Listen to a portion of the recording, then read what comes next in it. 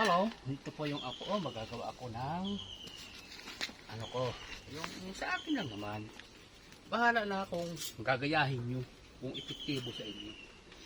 Ang sa akin, kasi yung kalabasa ko ito, hindi ko siya tatalian ng, talian ko rito kasi pag bibigat siya. Ito kasi, matagal na to, mahigit na 1 taon to eh. Hindi ko inaano, baka baka bumigay ba? Kasi yung katulad ko doon sa kabila. Naputol na yon? Ano na sila, rumupok. Kaya, para sigurado ako, ito yung gagawin ko.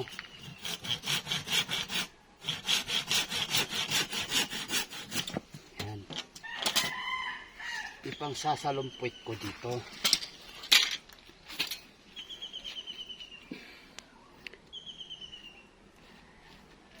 Tapos, Maria, sa, halimbawa 100 yung ganyan, 100 ding poste?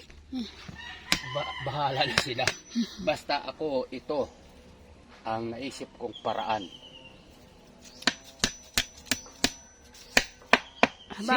Sa bagay, kung itali mo, baka nga maano na yung ano. Bakit ba nasa ibabaw yung kalabasa, pinapagapang lang yan sa lupa?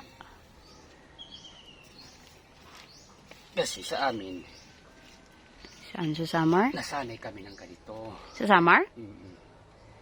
May ano yan, mayroon kami laging balag.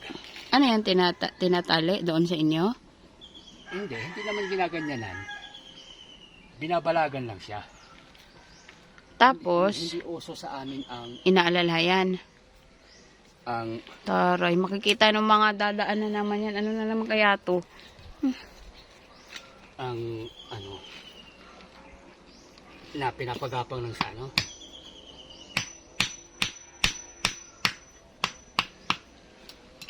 Sosyal! Ha? Habang pabigat siya ng pabigat, gaganyan lang siya dyan. Hindi kaya yung mabait umakyat dyan? Hindi yan. Ganon. Tama. 1. Tama ba? Epektibo? Pwede ba? Pwede. Pwede ba yung gawa kong ganito? Oo, pwede ah. Yan. Pagka bumigat siya, yan ang sasalo sa kanya. So, yun. Diyan lang siya. Diba? Kung ano lang yung available na materials. Yan lang naman. Hindi naman niya binili ang mga yan. Kasi bibili ka pa ng ano, kung straw ang gamitin mo, siyempre araw-ulan, rurupok din. Bibigat siya. Ang iniisip ko itali ng tangsi kaso marupok na nga itong ano. Huwag mong hilain. Ay, baka sorry. Umano. Yan. Yan, meron pa akong gagawin ito. Meron pa ako doon. Tingnan mo. Yan pa. Yan. Ito yung galing sa DA. sa DA na seeds. Yung bahay kubo, nila. Ano na yan. Tapos, Ayun pa yung isang malaki. ito yung mas malaki. Ang tinaniman, ito.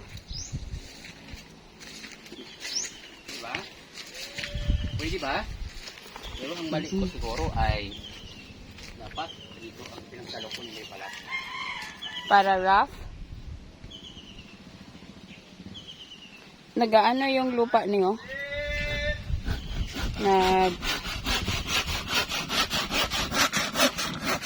Okay na.